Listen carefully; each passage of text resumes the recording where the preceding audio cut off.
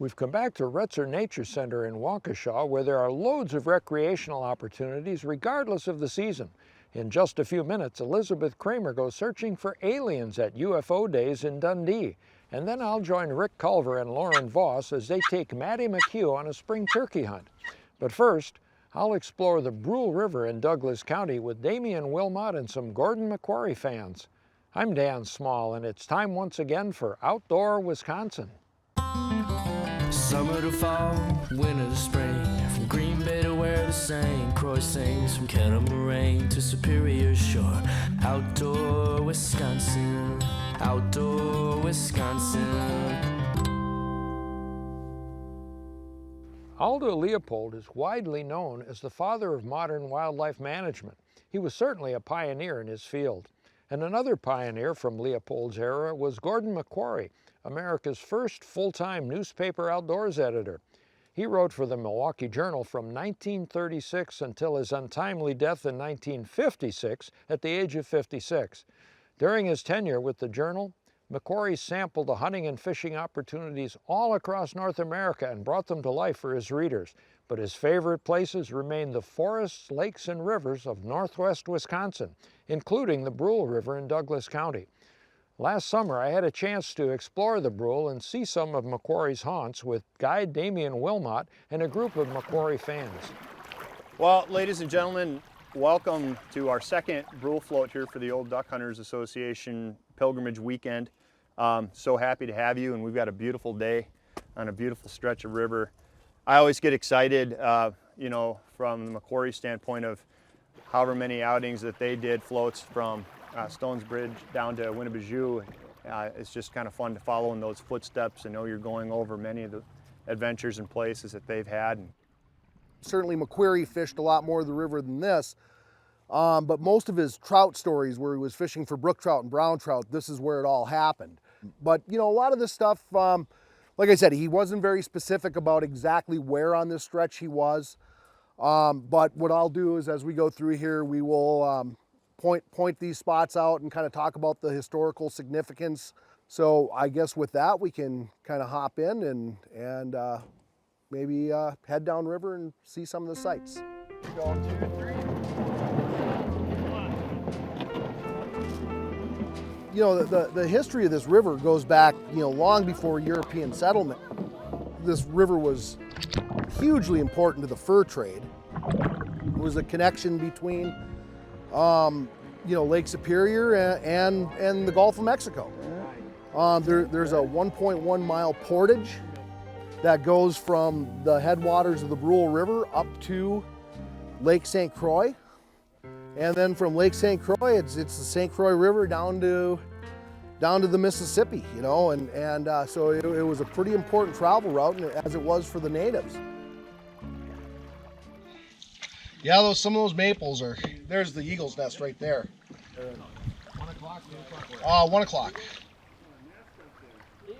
Yeah, so when the river necks down here and hooks to the left, that's called Trout Bend. And then you kind of go through an S-curve and it opens up into another flat, and then the next left is Rainbow Bend. This guy was an intelligent guy. He was a doctor. And they couldn't put together the fact that when they got here, there were tons of trout. And now that they've been here for 50 or 60 years, there aren't tons of trout.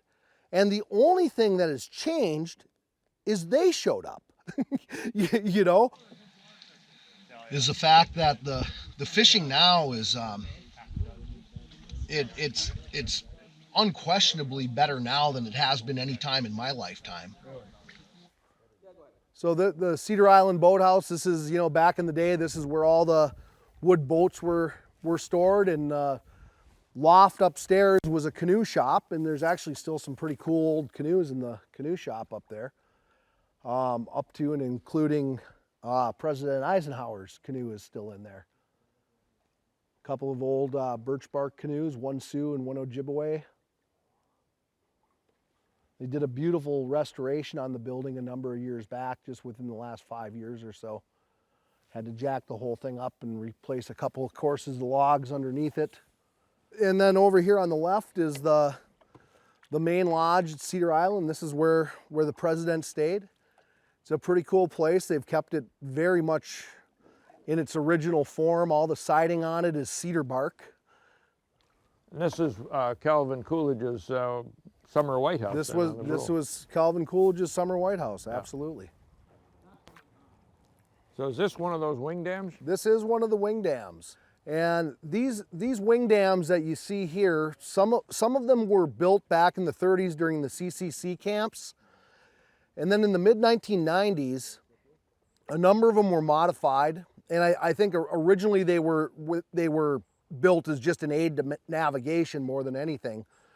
Kind of cleared up some of the big boulder fields that were through here that you would have otherwise had to just pick your way through here to speed up the current in certain spots.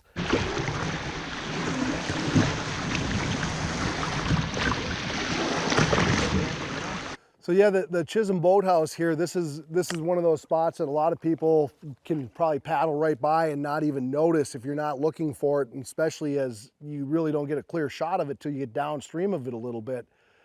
But this is one of those places I just always look at this boathouse, and to me it looks like it's right out of Grimm's fairy tales. It it's does, just, doesn't it? Just an amazing building. Or The Hobbit or something. Right, Yeah. right.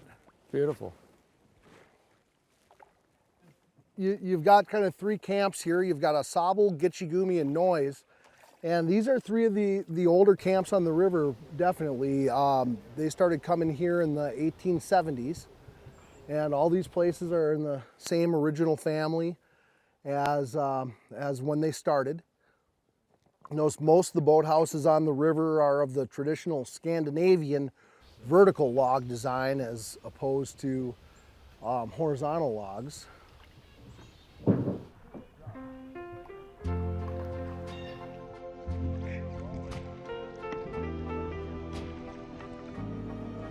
I guess this is the end of the line, eh? This is it. So 11 miles from Stones Bridge down to here.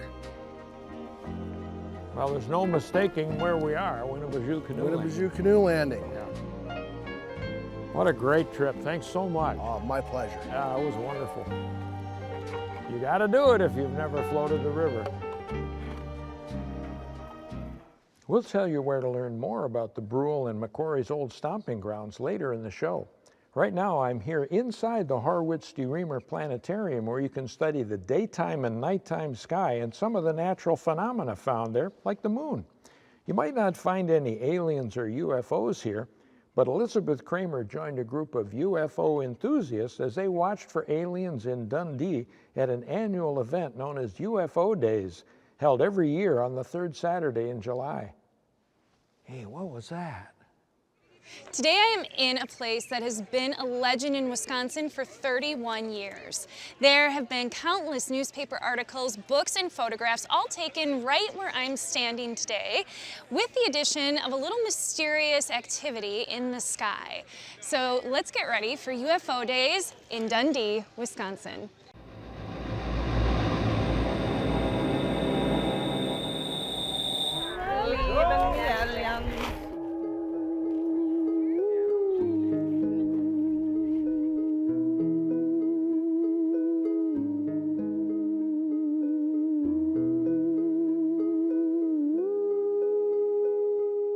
Here with Bill Benson, the owner of Benson's Hideaway, aka the UFO headquarters of Wisconsin, and I am holding the Weird Wisconsin book, which you are featured in, and you are holding an alien in a jar. Alien in a jar. Can you tell us a little bit about how all of this UFO activity got started here? When it first started, it was about 1988, and the neighbor saw something flying. Well, he chased his cows out of the barn. And when he went out and looked, here this thing was hovering just to the south and east of his barn. There were so many other sightings around over Dundee Mountain. We've got many pictures of strange lights in the sky from back in '88 till now. And we have also had crop circles in the neighborhood. We had one here in the Friday night before Memorial Day of '95.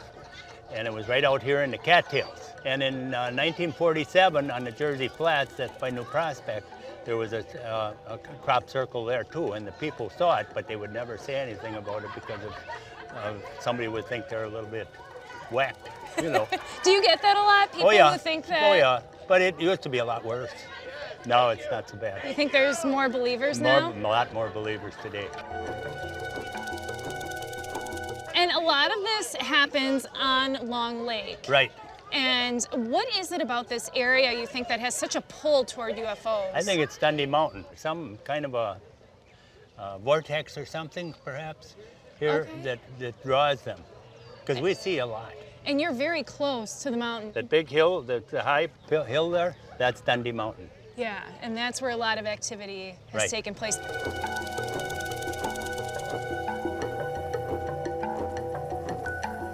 Is there someone who actually goes on top of the mountain to watch? Yes, we used to go up there to watch for, and Tim Hildebrand will go up Dundee Mountain and he'll sit for hours and hours with his camera and take pictures. Many of them are in my book. Yeah, we saw in the book some that of he gave me. those. So he sees quite a bit of activity. Yeah. After hearing countless stories of encounters at the top of Mount Dundee, I decided to hike the mountain myself in hopes of seeing my own flying saucer.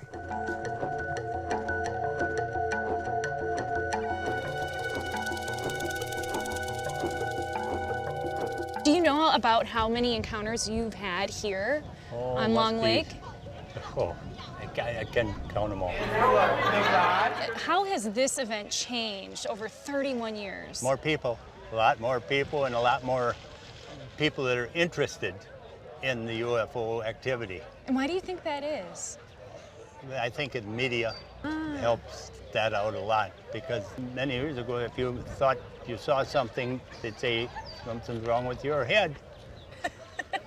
But now, it's a little different today. If you post it on the internet, it could be real. Yeah. And tell me a little bit about what you're holding. This is the alien in the jar. A fellow by the name of Frank brought it from Roswell, New Mexico. He said he found it in a cave near Roswell, and he brought it here because he didn't want the government to confiscate it.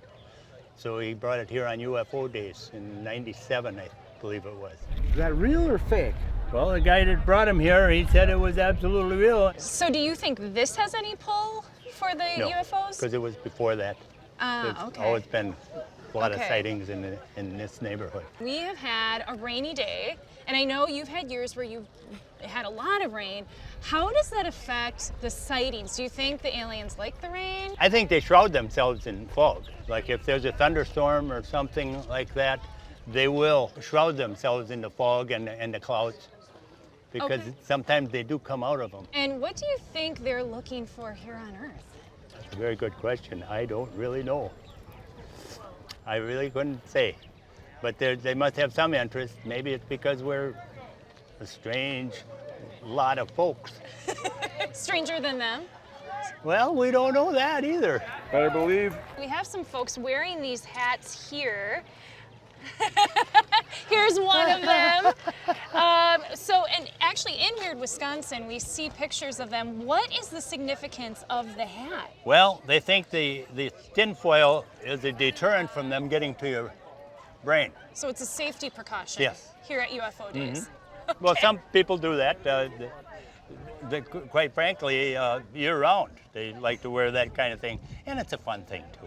Dundee's such a crazy area. People want to know that they're not alone in this universe, that there's a purpose for all of this. It's not just a lot of empty space out there. My name is Dr. Raymond Andrew Keller. People call me the Cosmic Ray because I write books about the mysteries of Venus and flying saucers. And what got you started writing books about UFOs?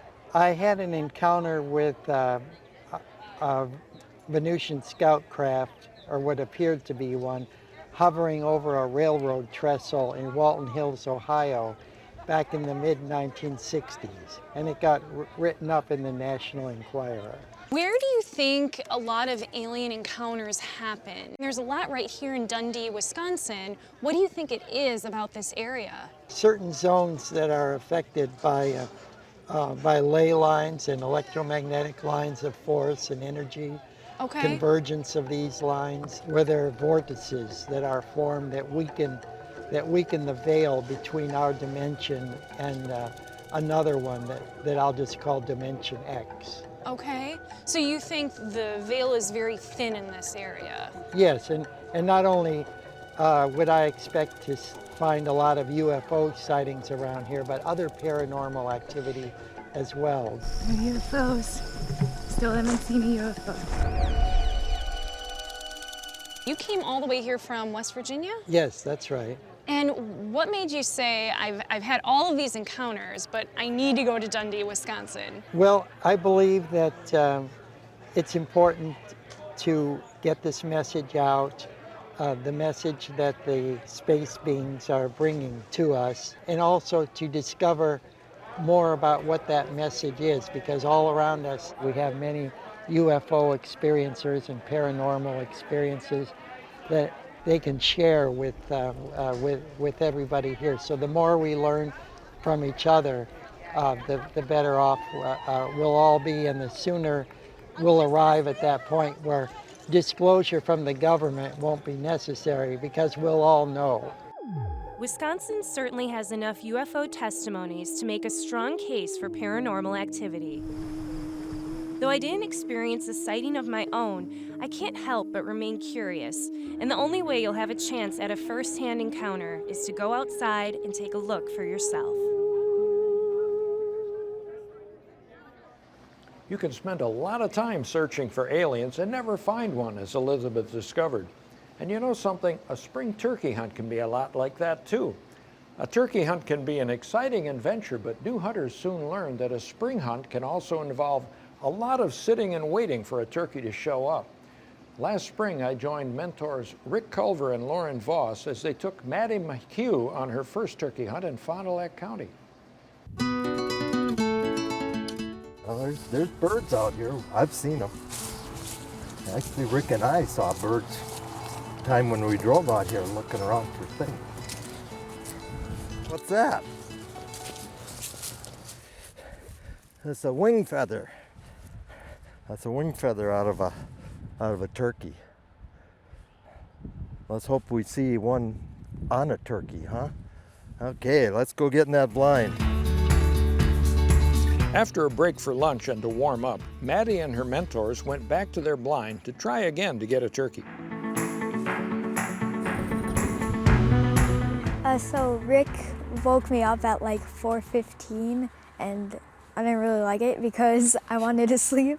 And then we ate breakfast, and then I got ready. And then once we got here, it was still pretty dark out. And then when we got in the blind, after about, I think, 2 or 3 hours, we started to get really, really cold, even after Rick brought out the heater. So we took a break at a BP, which is a gas station, and then we ate a bit of lunch and had like hot chocolate and coffee. And now we're back here. The second walk was a lot easier because it was daylight, and because I could see the blinds, it just seemed a lot shorter.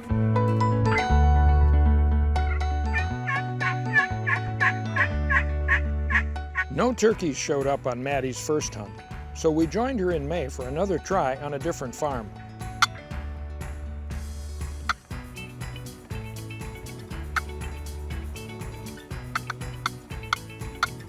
Well, Rick, tell me why you take Maddy hunting, and have you done this with other young people as well? Actually, no. Maddy's actually my first project. I was told many years ago there's different stages of hunting, and the last stage is that taking your kids out. I've never had kids of my own, and it got to a point where I was watching other people mentor, and I thought, hey, I'm going to try that. And it's been a ball. It's really been a ball. It's like anything else in life. Until you really do it, you don't quite understand what it's about. And been a lot of fun, and we're planning a whole bunch more hunts, actually. Maddy learned that turkey hunting involves a lot of sitting, watching, and waiting, and sometimes napping. This is a good case of hunting for it, because this is the longest we've had to sit together ever without seeing anything, and this is part of it. I think she also appreciates the part of the camaraderie, the being with somebody else, the going to breakfast, the whole experience, not just the hunt. She's enjoying that immensely, I can see. Where as a single hunter, that was never my thing. it is with the kids, and that's part of the hunt you have to enjoy with the kids, because it really isn't about pulling the trigger. It is about spending time with them. It's like striking a match. As the hunters waited for a turkey to show up, Lauren gave Maddy a turkey calling lesson. Sometimes I don't like sitting this long, but I do like when I do get to pull the trigger, and I do like when we get to go out for breakfast and get warm and take breaks and all that stuff. Why? Because when I get to shoot a deer, everyone doesn't treat me like a girl. That they're not like, oh, you're a girl and you shot a deer, really good job. They're like, oh, nice deer. It just makes you feel more at home with them. Yeah, and pretty much that was the first thing that I've actually shot. We were at a friend's farm and we were in a box blind, and it was the first buck that walked through, so we just kind of shot it, and we were just happy that a buck walked through. When I saw it, I kind of used some foul language under my breath, thinking, oh my Lord, this is something. And I said, this is the one we want to shoot. And it was about 50-ish yards, give or take. Turned, gave her a nice shot. She made a perfect shot. It did a small little rodeo kick and dashed about 60 yards and piled up, but out of our sight. I was scared because I didn't think that I hit it because there were no blood trails and we didn't see where it ran. And then I got really excited when Rick pointed out that there was white in the trees over to the left, and I got really shocked that I actually shot it. And like I said, we went down. It was kind of a crummy, rainy day. I didn't find any blood, but we kind of fanned out, and then I noticed it laying under the trees. So that was our first experience with her getting something. I think it was maybe 16 points. It was really big. And I named the deer Ollie Ugly October because I shot him in October, and his rack is kind of ugly because it's shaven down from rubbing against trees and all that stuff. And Ollie just went with the name, so I just named him Ollie. And he was a really old deer, so he was pretty small. The interesting part is so many people have said it, and I hope it's not true, and it seems it's not, that her success was so good so fast that they thought it might ruin her. And I always thought, my success in hunting came very, very slow. And I think in some cases, some of that ruins people, that there isn't an opportunity. At one point, two jakes approached the decoys and Maddy got ready, but the birds remained just out of range, so she didn't shoot. Maddy got to practice with a box call.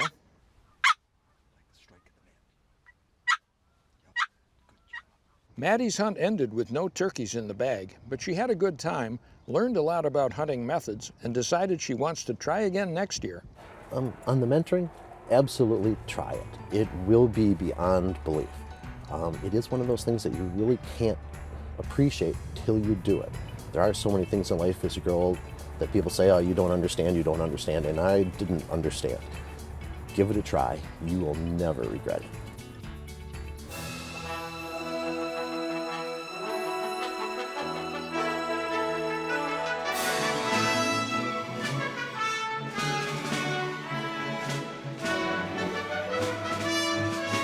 We're inside the planetarium here with planetarium director Lisa Swaney. Lisa, this is a magnificent place. Tell us about it. Yes, this planetarium is School District of Waukesha owned. We're housed in the Retzer Nature Center.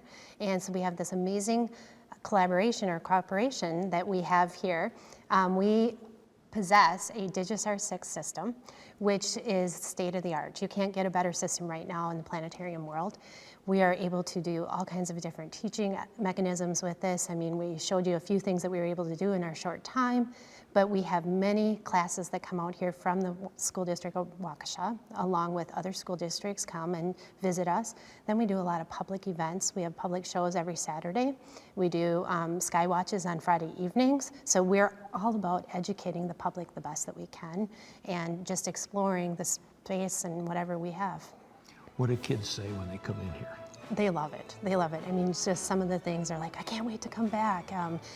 Just today we had a bunch of groups and they didn't want to leave. They said, can we please stay longer? So it's really exciting that we're able to educate in this amazing facility. Well, this is really cool. And that's the moon. And there's everything else you got here too. That's great. Right. We can do planets, we can do nebulas, we can show different spacecrafts that we have, the satellites, and it's all real time and it's real world. So we're able to teach any aspect that you want to learn in astronomy here. Out here, so it's a great opportunity for people to explore. Public shows every Saturday, and we're looking at having other special events as well. Really cool. Come and check it out.